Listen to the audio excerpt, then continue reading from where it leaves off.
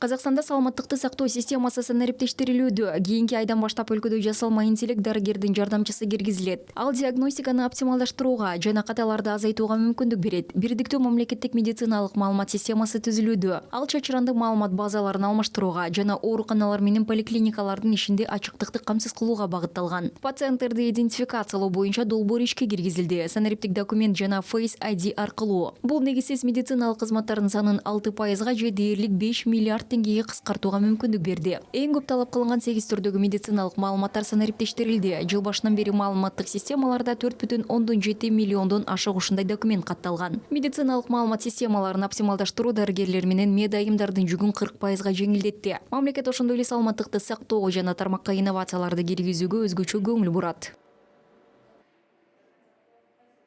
Сегодня Казахстан входит в число 6 стран мира.